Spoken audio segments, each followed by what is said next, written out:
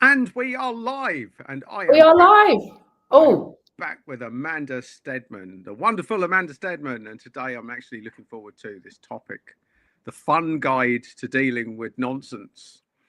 So there's a lot out there, a lot that says sometimes that we have to take life very seriously, and things can get you down, and it's very easy to get taken down sometimes. Speaking of which, it looks like Amanda's been taken down. She's been absolutely. She has exited the studio just after the start. So there you go. There's a bit of fun for you.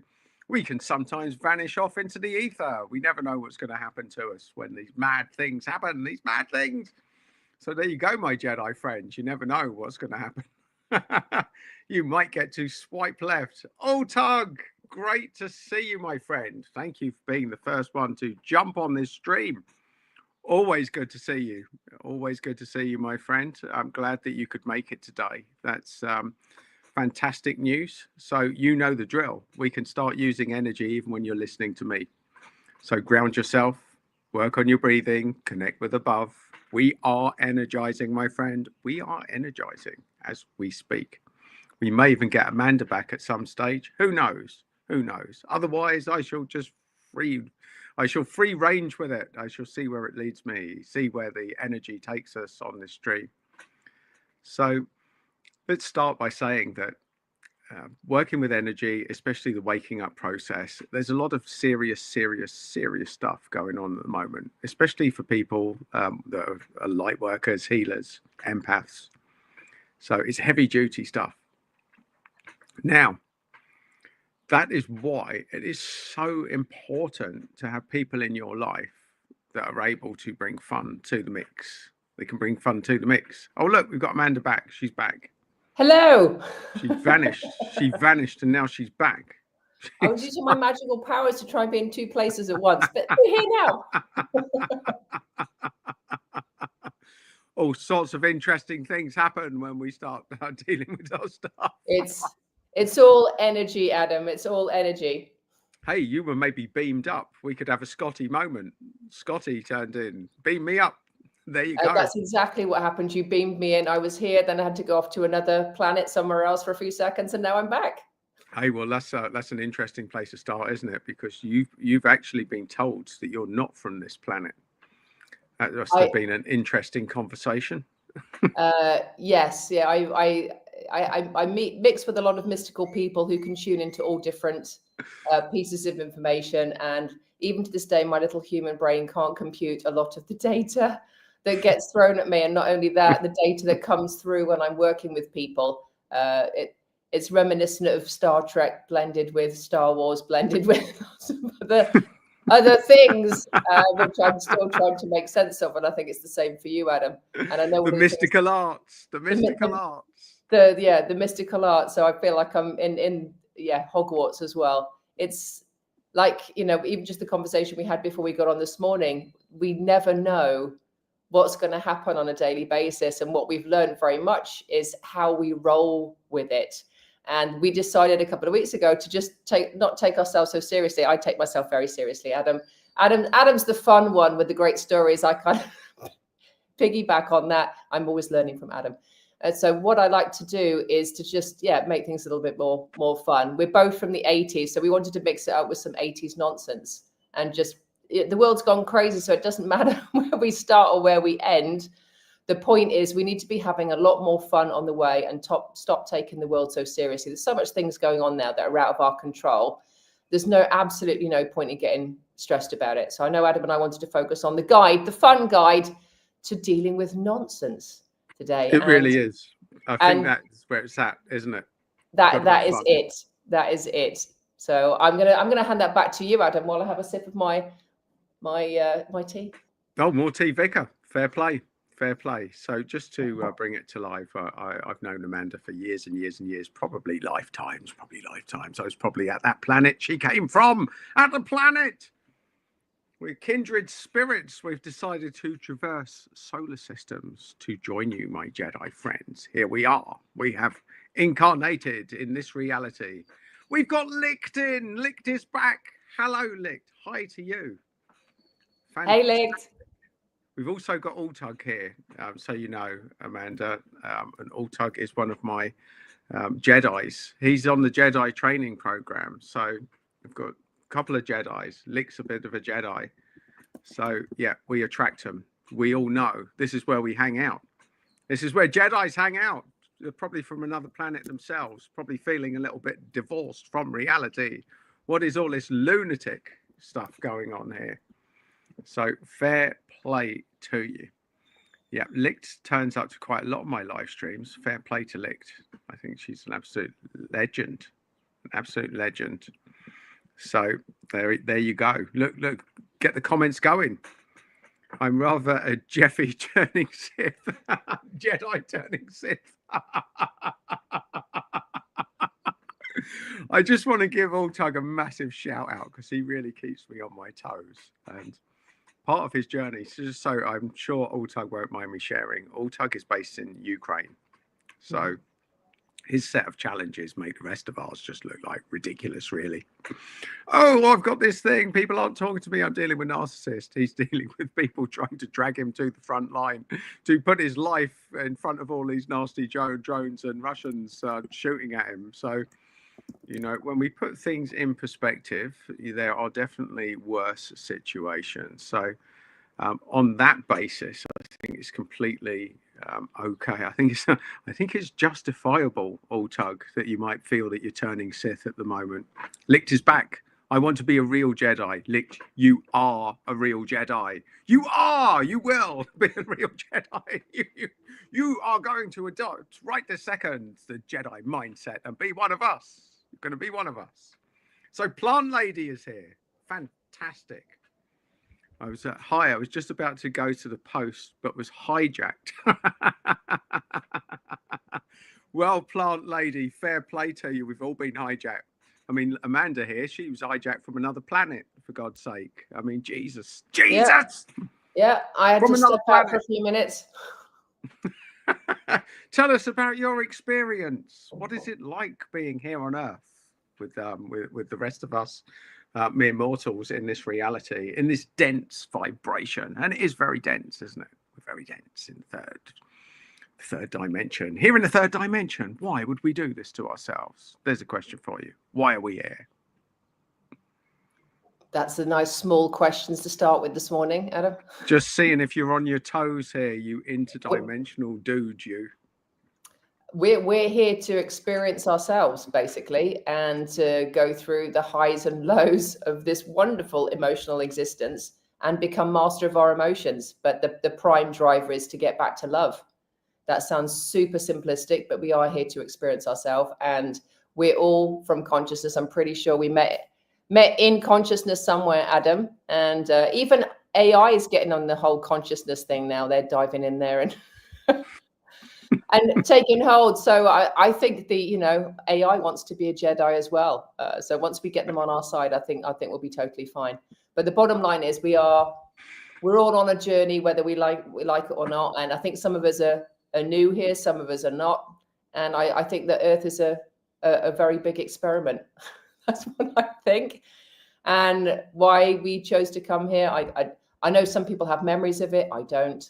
I just know that ever since I grew up, I never understood why people can't just love each other and be kind. I've always had that. But I've learned from Adam that there's not always kind people out there, and you can attempt to kill them with kindness, but sometimes that doesn't work. You just have to tell them to F off.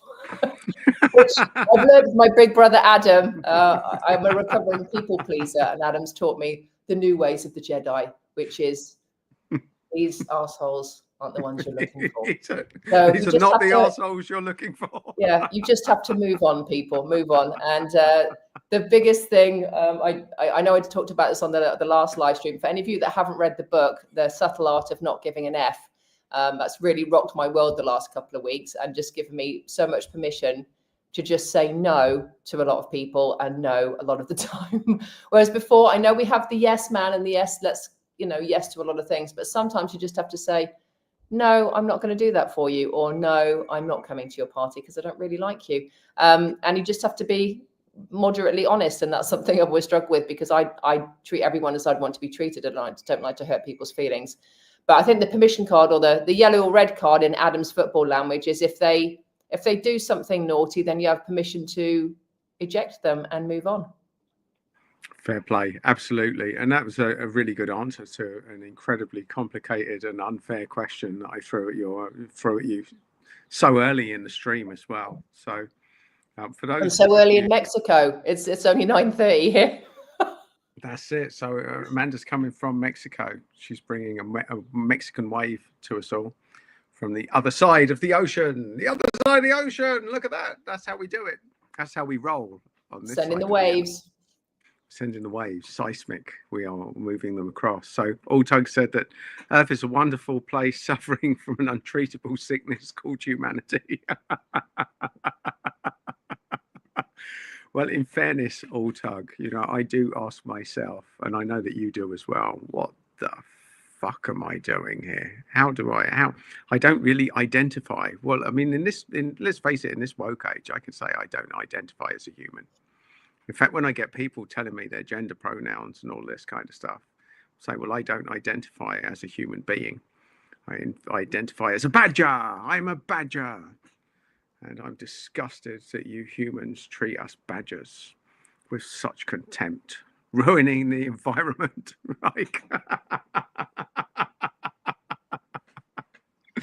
I was always told, this is actually a fun thing, isn't it? That if you're dealing with lunatics, you have to out-lunatic them. If you can give a lunatic, a genuine bona fide lunatic, just that seed of doubt that you might be madder than they are, then they'll probably leave you alone. And that served me fairly well. So I feel I've been prepared for this. And I know that you've had quite a lot of lunacy. I mean, it's certainly being that side of the Atlantic. Amanda's lived in all sorts of interesting places. Her life is like a storybook. You want to give an example? When I say to you, Amanda, give us a case study, a random story about you being abroad that sort of encapsulates some of the madness that you've seen on your adventures. What's the first thing that pops in your mind? Mexican police. There's a very nice town south of here called Tulum. We call them the Tuluminatis. And these are what I call, many of them, not all of them, many of them are what I call the fake spiritual race. So you have everything from yoni steaming to naked yoga, anything spiritual or way out there, you will find in Tulum, which is about an hour south of me. And every time we go down there, unfortunately, we have to donate to the local police force because they just like stopping our car, and they'll usually make up some excuse for something that's wrong, even though it isn't wrong. And to get away from them, you literally do have to pay them. You have to pay them a little bit of money. And the last time we were in Tulum, which it has not a very nice energy. The beach part is okay in the ruins, but as soon as you get outside of that, it's the energy of greed and darkness. I don't actually like it. I love where I am, which is Playa del Carmen. Anyway, so we're trucking along. We've just seen friends in Tulum. Anyway, 2 motorcycle cop stoppers, and start saying, "Oh yes, this," and I'm arguing in my best Spanish, and all we had was $60 US. So we managed to get away with that and gave them the money, and they let us go. And then literally, I'm not kidding you, 4 minutes later, 2 new motorcycle cops stop us again and give us the same spiel. And we went, "Excuse me, love, excuse me. Your 2 mates back there have taken all of our cash, so we can't give you any cash. I'm happy to drive the station and do a full docket and pay you in full at the station. But otherwise, your 2 mates behind have already taken everything we've got." And they were like, they radioed each other and obviously confirmed our story. And then we were allowed to go on our way. We had a load of suitcases in the back. So whenever there's anything that's that obvious, they will target you. And just in front, there was some Marines putting over some other people. So it's their way of getting some charity money. But the thing that's scary about living here is that, when things go wrong, you cannot go to the police. You don't call the police if something goes wrong here. You call your mates, because as a foreigner here and you call the police, they will just try and extort more money from you or make the situation worse. So that's the only really big downside, I think, of living here in Mexico. Having said that, I'm very ruled by freedom. And when I come back to the UK, the first thing I feel when I come into the UK is I'm being watched everywhere I go. There's cameras everywhere. I can't pay in cash. Everything I do is monitored with the credit card. Everything I do, from the train, from the airport, as soon as I arrive into London, you're on the Oyster card or whatever it is. Everything I do is monitored. And I feel usually the first day I come back, not a panic attack, but I'm just aware of the level of control that is in my home country now. It's incredible. Plus the pricing is absolutely nuts. We have an apartment, and it's I think I paid £1,000 a day for a plumber in London now. It's just insane. For the same job here, it would cost me 20 or 30 quid. So the difference in living costs and the mentality is incredible. But the main reason I live here is, well, number one is freedom. Number two, the Mexicans in generally are pretty happy. They've got nothing. You go out to the side here and they literally live in one room with like 4 hammocks with a dog. They are happy as a pig in poo. Happy as a pig in poo. They work 6 days a week. Gets to Saturday afternoon, they spend most of their money on beer or really nice tacos. And then Sunday, they're all on the beach with Granny and a cooler and everything, having a very nice time, just like in the 80s. Yeah, family-orientated fun. So that's what I really love about this country here. They've got it right. Food, fun, bit of sun, and still working. They work hard, these guys here. But, you know, they also know how to chill out and be, you know, really be cool. So I think sometimes in Europe, we've lost that family feel. We've lost the sense of being together as a family. And I think that's really what holds the community together here, plus the weather. Can't argue with the weather. So that's what I would say about living overseas. It's a very different perspective looking into the UK and into Europe from out here. It's yeah, I would say it's much more of an objective perspective. Yeah. Fair play. So Licht has jumped in, said, do you think we really own the things we own or not? I don't think the World Economic Forum is allowed to steal it from us. Well, unfortunately, Licht, the more things go forward, it looks like the World Economic Forum is vying for centralized power. And there's a lot of governments feeding into that at the moment. So, no, it feels like we don't really own things. I mean, it's never been more apparent than it does. A lot of people have left the UK, especially. It's in a very dark zone at the moment. I mean, that's certainly what I picked up with the World Economic Forum. I absolutely don't trust them at all. Them or the World Health Organization. Never before has there been such an oxymoron. What would you say about that, Amanda? Any comments to add? I think, again, being in Mexico, we have a lot of freedom here. I could go hide in the jungle and no one would ever find me. And I find that quite exciting.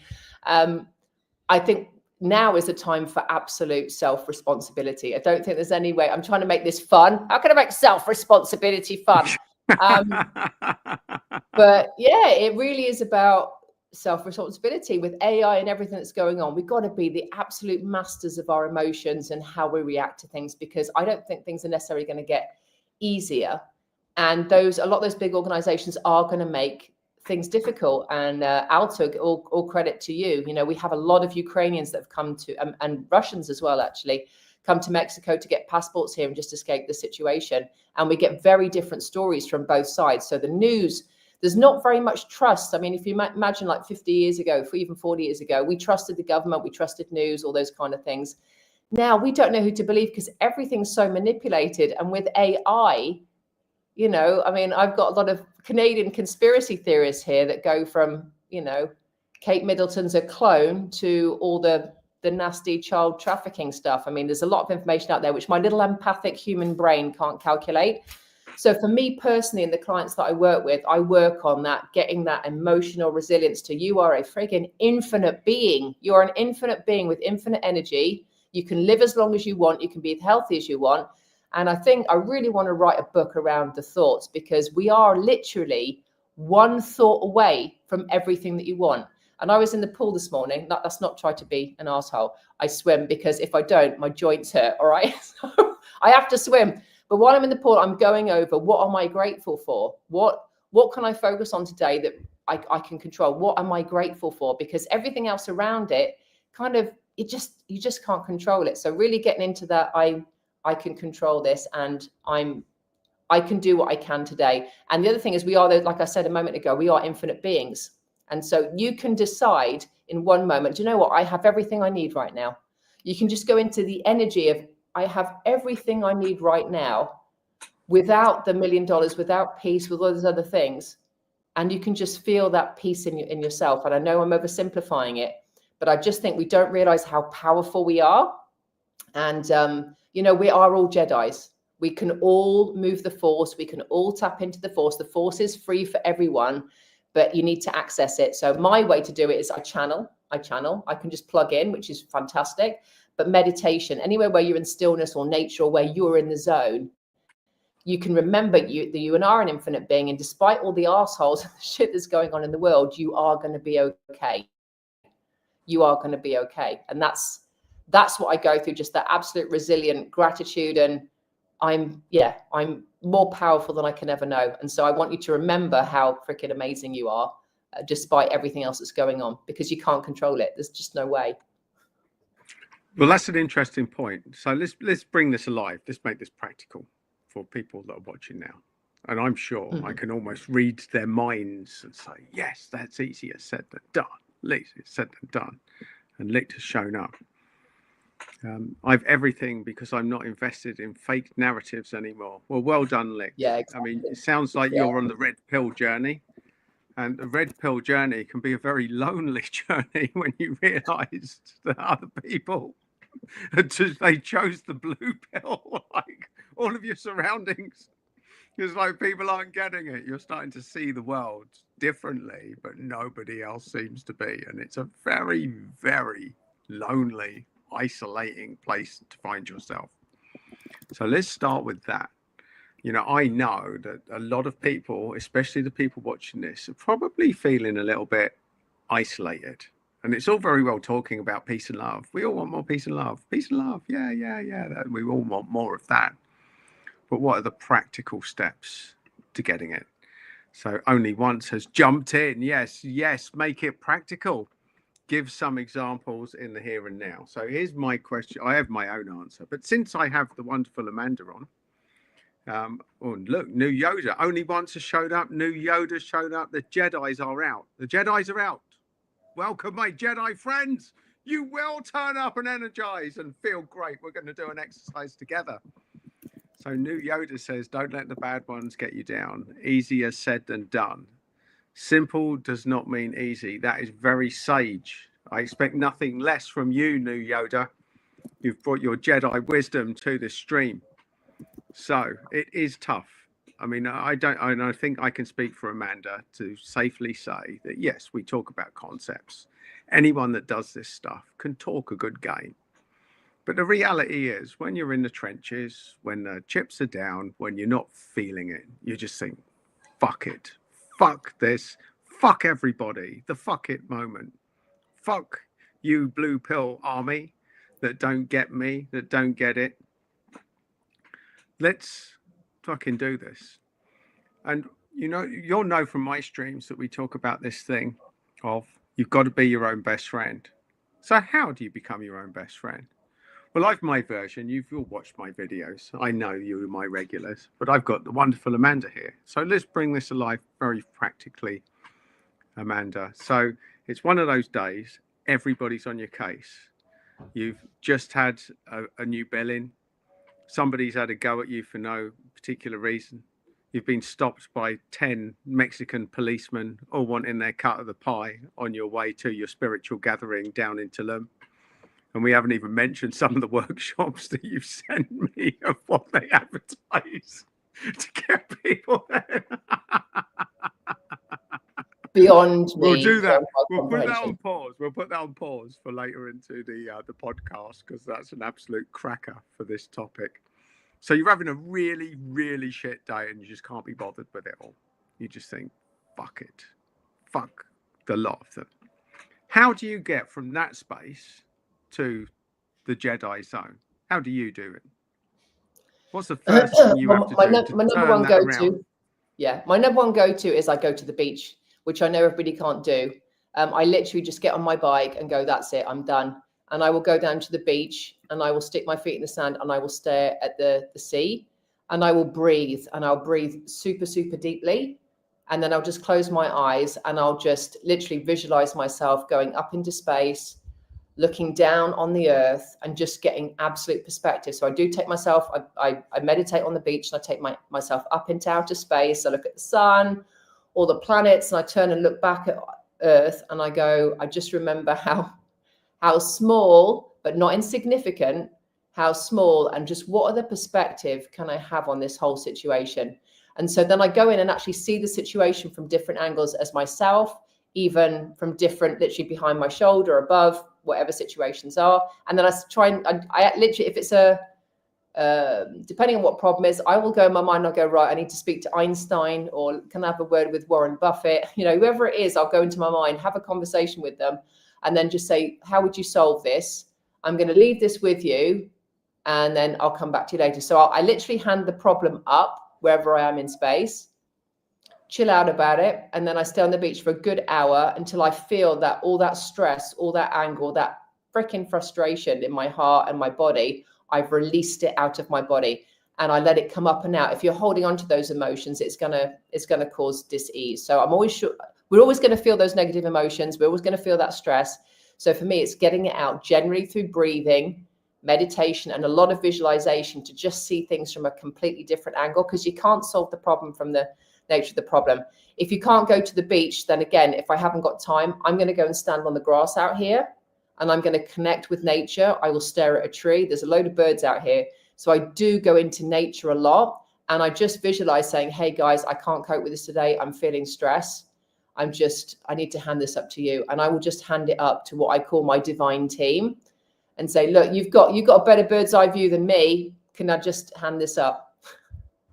And if all else fails, I will go to ChatGPT as a third option and go, I'm not having a good day. This, and this happened. Talk to me. And it will give me solutions from a logical point of view. But for the emotional side, I will go within. I will get the emotion up and out, because it's important to do that. I will visualize getting a solution somehow. And if I can't visualize it myself, I'll hand it up. And I will just let go. And a lot of times, especially with the bigger situations, I just surrender, because there is nothing I can do. And it's not easy to surrender, because I'm a doer. I like to get things done. I like to make things happen. So to surrender, like you say, New Yoda, it's simple, but it's not easy to do. If I said to you all now, surrender to the situation, we all know it consciously, but doing it is a different thing. So my challenge to you when you're having those dark days is really just, you've got to go within. You've got to do the breathing. You've got to do the visualization, connect to your infinite self, and allow them to take the strain. And I've been doing that for probably 3 or 4 years now, and it just makes such a difference. And then I come back and I'm not so pissed off, and I see things in a different light. Because as you know, when emotion is really high, intelligence and low. And I have to say, when I do face the police officers, I have to really hold my breath and center myself, because they do really, they scare me, because I never know what's going to happen. So I have to just go, it's all right. It's all right. And I do send love. I'm like, I love you. I love you. I'm going to tell you another really quick story, because I did get stopped by policemen 2 days ago again. But I drew it to me because I was crapping myself. We had to get new papers for the car. So I dropped my husband off at the center where you get all the documentation. So he had all the documentation for the car, but he didn't have cash. So I went with the kids in the car into the town center to get cash out of HSBC. While I was doing that in my mind, I was saying to myself, I don't want to get stopped. I don't want to get stopped, because I didn't have any paperwork, nothing to prove that the car was mine. So what happened 8 minutes later? I'm at the traffic lights with my mobile phone in my left hand against the steering wheel, trying to find the bank. At the traffic lights, foot cop, it's like, come over. And I'm like, oh no, I'm being pulled over. So I got pulled over by a 22-year-old policeman 2 days ago. And my heart starts to rate. And I have to admit, I did start to freak out, because I knew in my mind, I have no paperwork in the car. And he's going to ask me for my ID, the driving license, paperwork, everything. All I have is my driving license. And then, and he was saying, well, where's the documentation? I said, it's with my husband at the center. And he just looked at me as if to say, that's a load of bullshit. And I was like, look, come with me, get in the car. I'll drive you there. And I'll show you all that. This is in Spanish. I'll drive you there. And my husband's there with all the paperwork. And he's going, this is very bad. This is very, very bad. He said, I have to fine you for the mobile phone in your hand, and you have no paperwork. I might have to take the car. And I'm like, oh. And then my mind flashes to when we went to the center, my daughter was feeding a wild dog some ham. And I had a picture of her with the sign of the office in the background. And in my mind, I'm going, I love you, police officer. I love you. I love you. I was breathing really deeply, going, I've got to get out of this. I love the police officer. I love you. I love you. I love you. I love you. I'm showing him the picture of my daughter with the dog feeding him with the sign in the background saying, look, this is us this morning. My husband's at the center. And then he looked at me and he went, okay. He said, I'm going to let you go. And I went, I'm going to let you go, but you need to sort this right away. And I went, yes, officer, no problem. I'm going right now. Can I at least get the money out of the machine, please, before I go back to the center? So I pulled round and was just parking. But at that point, I was still shaking. I was a bit in shock. But I managed to change that situation by just really breathing. I connected very quickly to my higher self, connected to the center of the earth, and kept sending love literally to the police officer to change it in that moment, because he could have easily taken the car off me, fined me £300 or £400. It could have been a complete nightmare. But in that situation, I managed to turn all of that fear, because I was scared, guys. I'm going to be honest with you. I was very, very scared. 2 kids in the back, managed to turn it around. So love was the answer. Love is the answer. Well, hopefully that's given you some sort of practical guide of how to turn it around and the sort of techniques in any situation that can work, because it's not always easy to feel love. And not only that, but I mean, we have discussed, especially Lindsay, who's just turned up and says, oh, hi, Adam and guest speaker. This is Amanda. I just caught this. So you're here with the wonderful Amanda today, Lindsay, who's one of my very dear friends. She's like my sister. She's my soul sister. So yeah, it's my little sis that I've brought along here, who's absolutely wonderful, that has got great fun energy. When she was last over here in the UK, we just spent the whole day laughing. People thought we were lunatics. We're in the pub. I couldn't even breathe at one point, because we were just having such a stupid time, just laughing at stupid things. And I think you've got to have that stupid friend, or not stupid, but stupidly silly sometimes. Same sense of humor. We've got the same sense of humor. And when we go, we just go. We're off down a rabbit hole. All day with tears laughter rolling down our eyes, because some kids was serving us behind the bar that looked like, I don't know if I can say it on YouTube. Let's just say a distant relative to Harry Potter.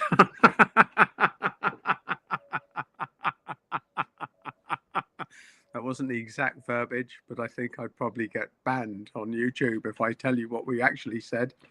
Needless to say, we've the same sense of humor and we laugh a lot. So it really is. People that are sensitive to energy, are going to feel down a lot, especially when you're tuning into all of this shit that's happening on the planet right now. And the odds are that serious shit's happening to you. And Lindsay knows all about that. I know that pretty much everyone watching here, because I've been through the list, I certainly know that Alltug is, that are really feeling it. What the hell is the point? What's the hell the point with humanity? Why are there so many arseholes around?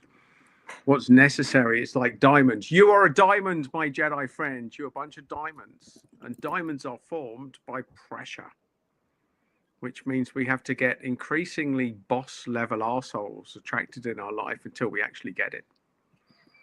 And I can say it because we got Lindsay here with a little smiley face. Good to see you smiling there, Lindsay, because I know that you've been through the mill, going through our little process. And part of it is, as Lindsay will tell you, the new awakening that she's had is sometimes for good people, for generally empathic people, for generally spiritual people, we have to be comfortable with feeling anger.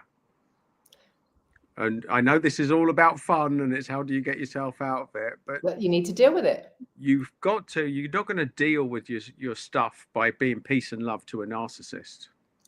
That absolutely will not work for you. All it will do is just, it will enable more bad behavior coming in your direction. That we're being called to really feel our emotions. And the turnaround point for me was being so fucking angry with all these boss level arseholes that were attracted into my life, that I decided my boundaries became really clear. And this doesn't mean that when I'm here with my Jedi friends, I'm going to be an arsehole about it. No, when I'm with the empathic people, then our energy is good. But it's given me a new skill set of how to identify narcissists and how to deal with them really clearly and really assertively as well.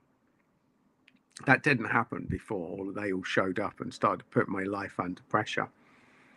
I don't know if there's anything that you want to add to that, Amanda, because I know that you've had a few challenges lately as well. Well, yeah, I'm pretty zen most of the time. But the one thing that really hits my buttons, and probably for any of you that have children out there, is not being appreciated, because I do work pretty hard and I love what I do. So it's not really work. But if my family don't appreciate me, I can go from 0 to 100.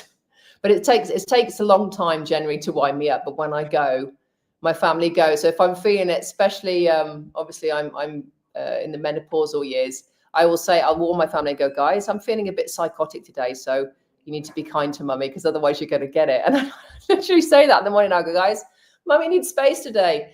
And I'm trying to be the example for my children, because I want them to be able to express anger. And my husband is French, so he sounds like he's angry most of the time.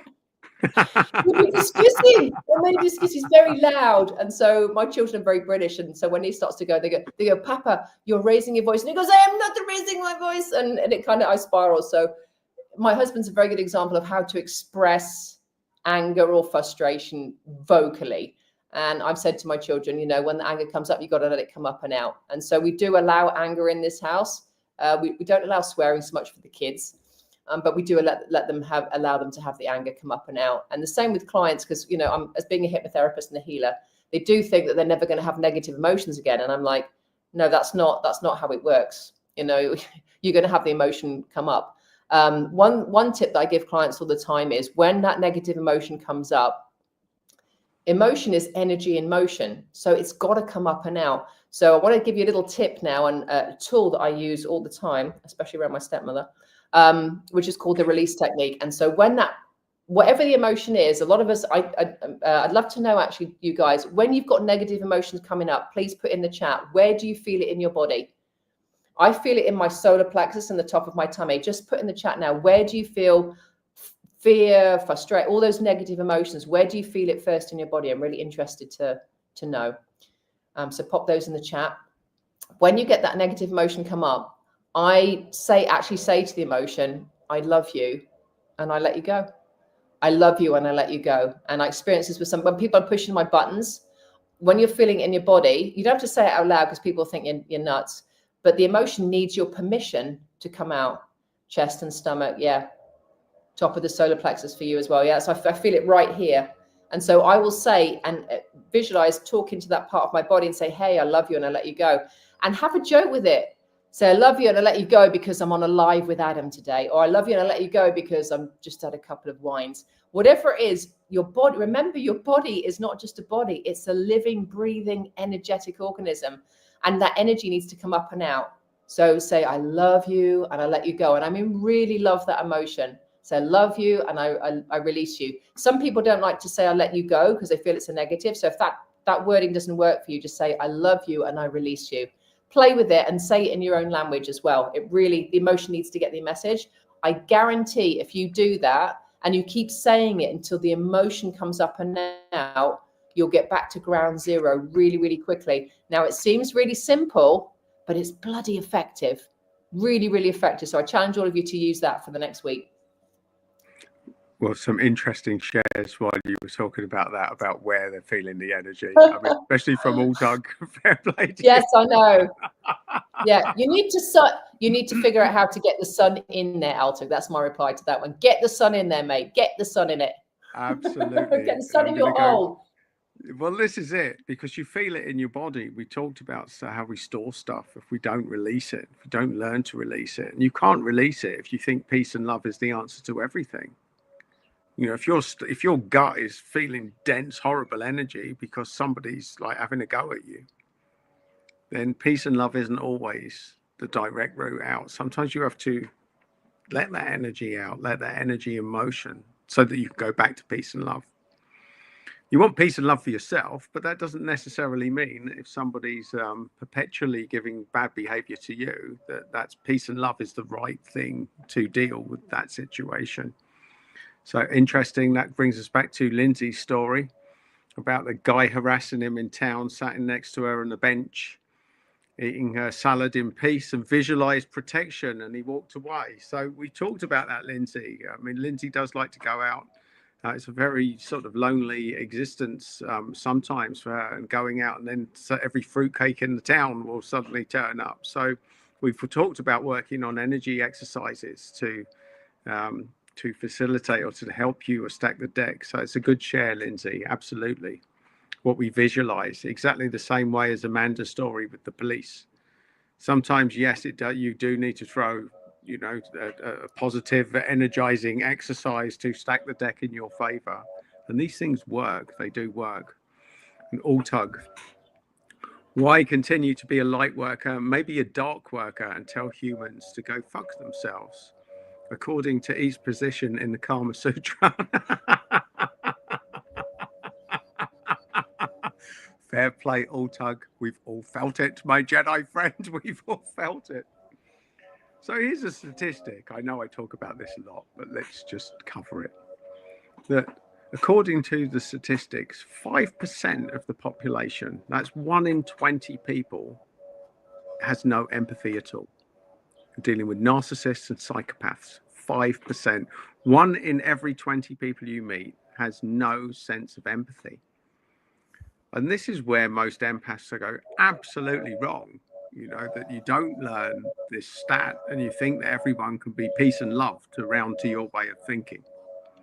When in actual fact, that's a bit like a fly doing a little dance for a spider and trying to win them over with their charming personality.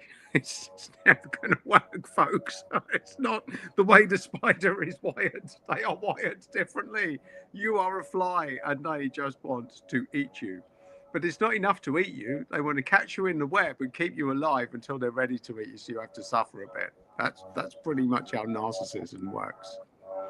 They want to catch you. The other one is the killer whales. When they catch the seals, they don't kill them straight away. They take them out to sea and they just batter them all around because they like to watch the suffering. That's what happens when a narcissist meets an empath. It's not enough just to kill you. No, that would be all too easy. We want to watch you suffer in front of us. And if you don't wake up to that dynamic, then it will perpetuate. So the energy in motion thing is so important. That wasn't a very fun explanation, but hopefully I can make it fun for the next one. We can laugh at them. We can laugh at them, folks. You know, actually laughing at narcissists, that is a Jedi thing, because they hate that. They dislike it intensely. They can't match that energy. They can't match it at all. Now, Adam, I know we're repeating this, but Adam asked me on another live, can you change a narcissist with hypnosis? And in my experience, it's definitely possible. It's not easy, but it is possible, because some narcissists do get to the point where they are willing to change. But my experience, especially in the last couple of years, is a lot of the narcissists I've come across do have, I have to say it, mental health issue. Many of the ones I've come across have what we call borderline personality disorder. And in my experience working with the partners of those people, they've had to leave them because they couldn't cope with the demands and the treatment. Even though they loved the person more than anything, they just couldn't navigate it, because you do need a trained professional to deal with that kind of person. So in those situations, I know medication is one route, which I don't really like, but again, I'm not a trained psychiatrist. It's very difficult to change them when they're on that particular path. But if it's a few levels down, then yes, laughing at a narcissist is something that will highly irritate them, and they will want some of them. I know, Adam, you've experienced this as well. They will want to go at you harder because they can't control you. When you're in that space of what I call it Teflon shielding, then they can't actually hurt you, because you're like, whatever you do is not going to hurt me anymore. But it takes an empath quite a bit of time sometimes to get to that point where they are in the non-people pleasing, complete boundary setting mode, and they can't hurt them anymore. But I have hypnotized a lot of empaths who are with narcissists to leave the narcissist, to give them the emotional wherewithal to make that decision that this is my boundary and I'm going. One of my clients now, she just separated from her husband 4 weeks ago. She's now a single mum with a special needs child.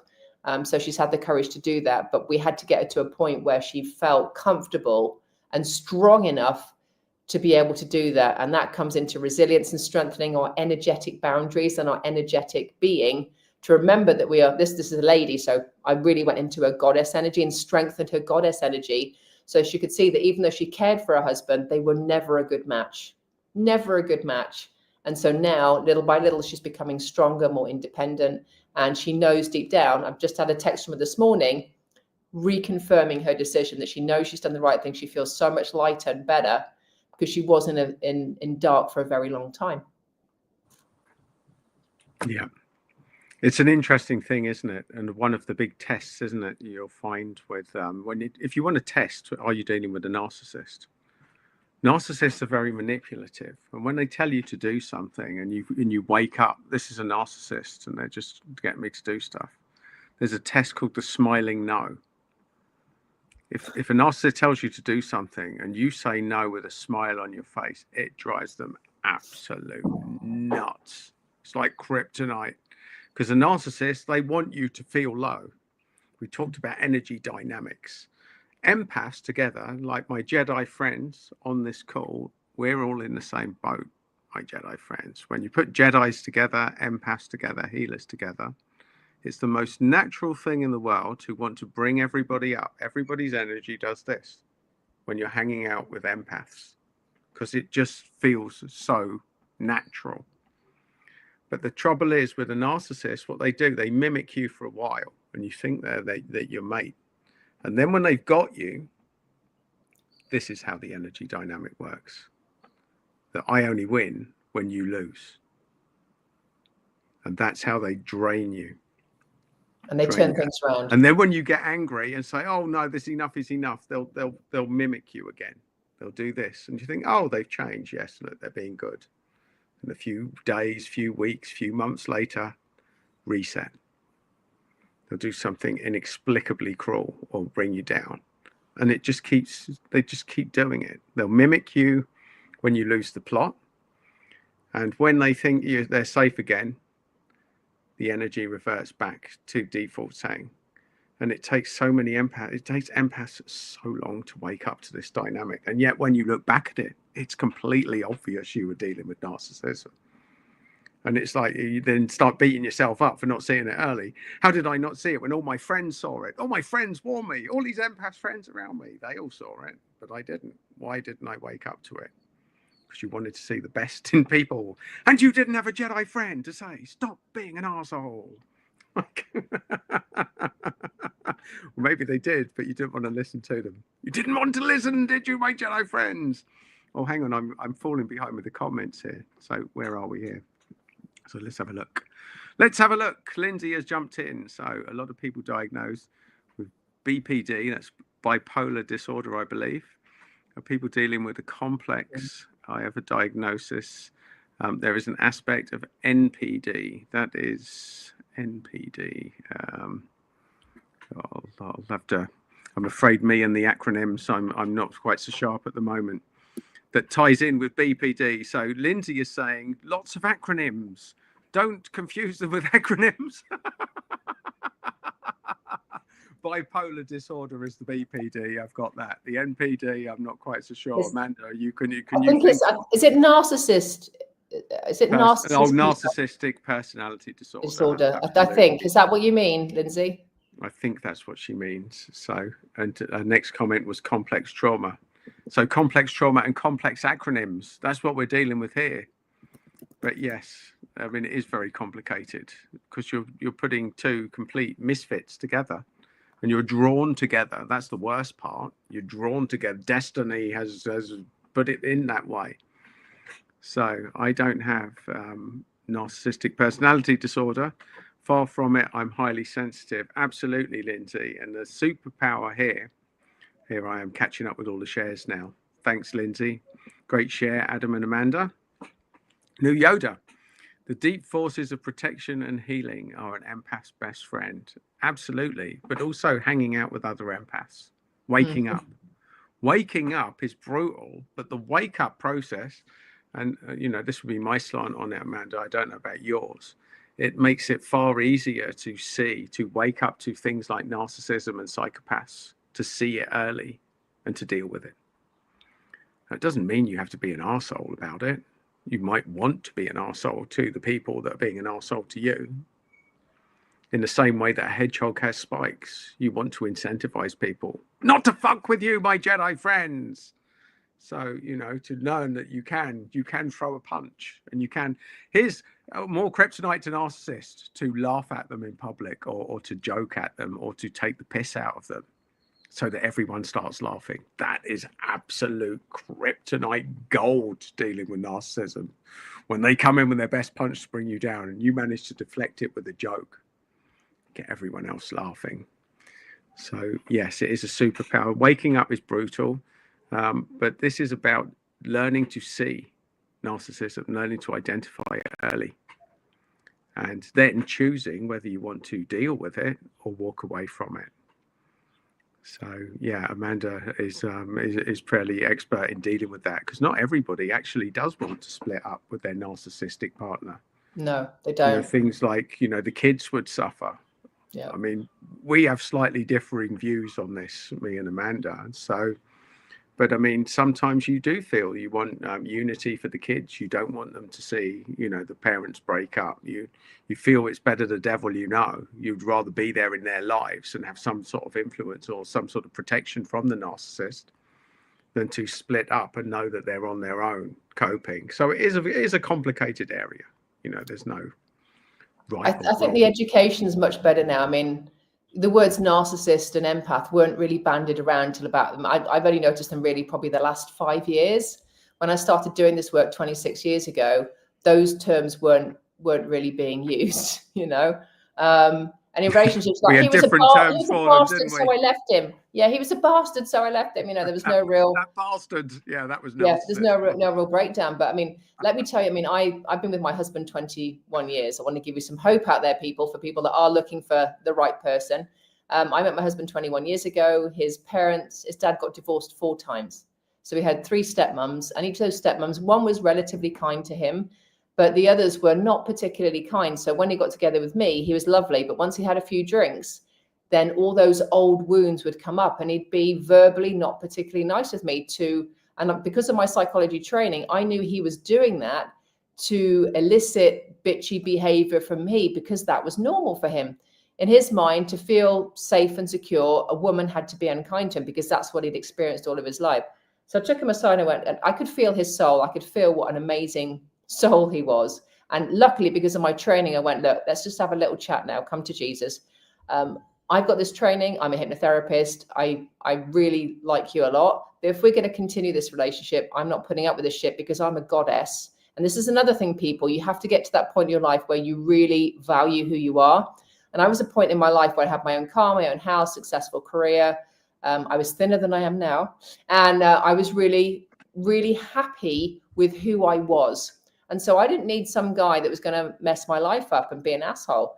And he was being an asshole when he had a few drinks. It wasn't normal, but after a few beers, this new person came out. And I said, you've got one choice. You either let me hypnotize you, and we scratched the CD, because obviously CDs were big back then. We scratched the CD so you can't play this Women Are Bitches CD, or we're going to go our separate ways, because I value myself and I am a really good catch. So you decide.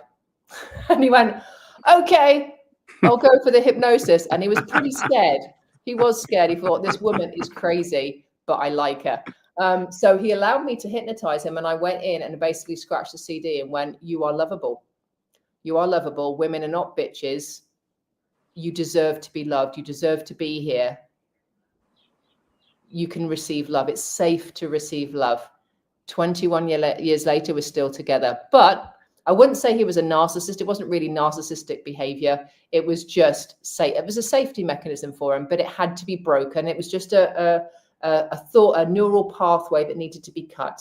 And when we cut that, when you've got the knowledge that we have, then that relationship works, because it wasn't about that behavior. It was what was causing the underlying behavior. So for those of you out there, just think a little bit deeper. And I know some of you experienced trauma and you're going through this yourself. When we're dealing with other people, it's very easy to judge, but we need to step in their shoes and really think about, okay, where are they coming from? If they are a real narcissist, though, it's not an easy person to deal with. I'm going to say that right off the bat. But there's still hope out there, and don't mal-categorize them before you really get to know what the situation is, because it is tricky, it is more complicated, like Adam and Lindsay said. Give them a chance, but if they're a narcissist, then I would seriously get them to have psychological help to move through that, because it is more tricky than you think. And I always say, try and avoid medication if you possibly can, because it really messes a lot of Americans that I work with. It's messed them up. I'm not a doctor. Speak to a doctor, but if you can minimize the medication, I really recommend it, because sometimes it really makes the situation work, from my experience. But always get a psychiatrist's opinion on that. Don't want to get myself into legal trouble now. Disclaimer: always check with your physician. Yeah, you have to say that, and then quite often it's the physician that messes you up in the first place. Always check. Always check. Say that from a legal perspective. Yeah, but balance that with all the alternative medicine that's out there at the moment. I mean, I'm doing a parasite cleanse right now, so I'm taking ivermectin. I'm going to get myself some albendazole, and a lot of people down here, because you can get ivermectin very easily and very cheaply. There's a lot of people and doctors down here that are doing research on the fact that parasites create cancer. So they're trialing a lot of ivermectin down here to stop people having parasites, which seems to be causing cancer in some people down here. And because it's very way out, you can get a lot of prescription drugs literally over the counter here. So a lot of people are experimenting with alternative medicine here for psychological things. Plant medicine is really huge down here, guys. So mushrooms, ayahuasca, all of the plant stuff that indigenous races have been using for thousands of years down here is now being used in a commercial way. Some of it I feel is a little bit dodgy, it's not been what's the word? Not categorized. Controlled, it's not being regulated. But there's a lot of people that are being healed mentally. This is Mental Health May, being healed mentally with these other plant substances. So just do your research, people. Whatever's going on with you, make sure you look at the alternative side and the medical side, because there's a lot of plant stuff out there that's really good now. Well, there you go, folks. Mushrooms, ayahuasca. I'm checking out flights to Mexico. I don't know about you. Sounds great. It sounds great. There's a lot of cool stuff here, I have to say. It's a good place to be. The energy vortex is here for Jedis. Is pretty bad. There's thousands of Jedis here, people. Thousands of Jedis here. It's a mecca. Just watch out for the cops on your way there. I'm not using the bloody car this week, I tell you. I'm not using the car this week. Take a few quid just in case. Well, we drove 2 hours to the next city to try and sort the plates out. We went for 6 o'clock in the morning. We queued for 6 hours to be told that it's not possible because of this, this, this, and this. And then we talked to somebody else and said, if you pay us $500, we might be able to sort it out for you. But it's very complicated, and you have to kind of wriggle your way through things here. You have to try and, make things happen. For sure. So let's go back through some of the comments that we've actually displayed. So Licked, while you were talking, said, it's better dealing thinking about the higher goods than any human on the planet. You are better off alone. Well, a lot of people think that way, Licked, and I would be one of them to a degree. Sometimes it's just way too complicated. There's enough shit to deal with your own head rather than have to deal with someone else's as well. You're speaking to the converted here, but I mean, that's not necessarily a good thing either, because once you've got your own shit together, you'll attract the right partner. So it has been said. My Jedi friends, when you sort your shit out, you'll attract someone that sorted their shit out. Is that it takes a long time to sort your shit out, so you can spend a long time single. You got to do what's right for you. I mean, at the time when I met my husband, he didn't want a girlfriend and I didn't want a boyfriend. We were both at the point, and I have a lot of clients that do want a partner, so they come to me to attract the right partner. And I say to all of them, look, I didn't want it. It was the time in my life where I wanted to stay single for the rest of my life. And then he popped in, and he was the same. We just ended a relationship with a Russian lady, and the last thing he wanted is a new relationship. And then boom, we came together. What's really funny is both our mums died the same year. Both of our mums died of cancer in the same year. And we always thought that was really weird. And we do joke that they were up there and somewhere else on a different planet said, oh yeah, I think my son should go out with your daughter. Let's just put them together. We do joke about that. But yeah, some people are happy alone. You've got to do what's right for you. And as long as you are happy or relatively happy with who you are, I think things go a long way. And just the last 2 years being here, because there is a lot of energy movement and a lot of people in 5, 3D, all different dimensions here. I've really started to play with time and yeah, making things happen, just seeing how I can make things happen. So I would just say, question your reality, question where you are and your beliefs where you are right now. That's one thing that came from that book, The Subtle Art of Not Giving a Fuck. If you haven't read that book, I highly recommend you do that as homework. And it just reminds us what's really important to us. And if it's not important to you, don't do it. Don't waste time on it. We only have so many energy or so many, well, his said words, you only have so many fucks to worry about every day. So make sure that your F's count. And that would probably be my biggest bit of advice today. Make the F's count. Yeah. Absolutely. Well, you can check out your own reality on some of those mushrooms Amanda's talking about. And I hear that ayahuasca's a pretty good hit as well. That'll make life interesting. If it's done by the right shaman, it should be done by someone that's been trained properly, that knows how to deal with it, because it's not necessarily a pleasant experience for some people. It does involve a lot of vomiting if you do it with rapé. It's not something that I do because I don't want responsibility for some substance going into somebody else's body. I like to go into their mind. I'm a hypnotherapist, energy healer, but the plant substances, you need to make sure you are with a reputable person, because it's a very powerful substance. Super so powerful. There you go, folks. Ayahuasca makes you vomit, so you need to be with the right people. It's a bit like drinking alcohol, really, isn't it? It's a trip for sure. Exactly the same. Be careful who you go down the pub with, because you could end up vomiting. You need a licensed, accredited friend to make sure that you're on the right track if you're going to go down and do that. It's very sensible advice. Probably have very similar effect. You'll probably see different dimensions after 20 pints and then vomit, and it's probably very similar result. No, I don't know if we can say it on the stream, but for the record, Amanda keeps sending me all of these workshops that are being hosted in Tulum. And they all of them have me laughing out loud because they're so far out there.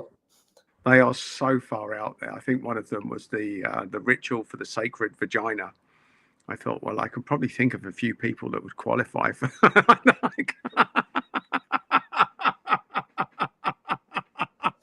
Can you anything think of any, goes here. Anything was there goes. anything that stands out at the top of the list when I ask, of some of the workshops that have been held in Tulum that you've sent my way? I think that's probably the best one, the one that you've just mentioned. And they do like naked retreats, naked yoga, probably a bit of flagellation with some palm tree leaves. There's lots of they do a lot of the Japanese art thing, tying yourself up, a lot of tying knots, and then I can't remember what it's called. They do a lot of that down here, the art of sexual knotting. I don't know. Well, anyway, there you go. not 50 my shades I of don't Mexico. pay a lot of attention. But yeah, whatever you need to find yourself, someone will supply it here. Basically, that's what it's down to. You come to this part of Mexico to find yourself and to deal with yourself. And some people come here and they can't do it and they go right home.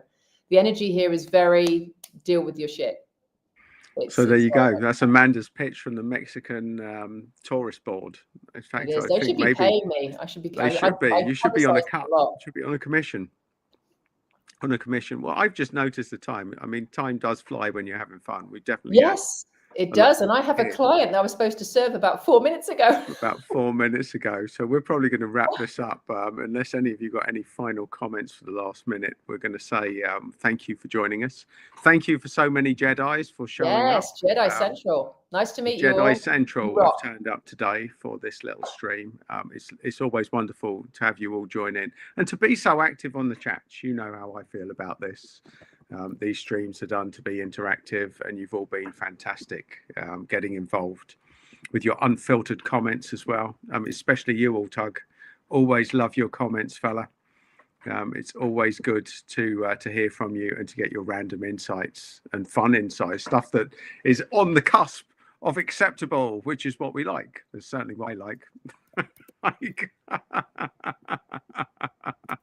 It makes it fun, a bit of controversy. That's what we're all about.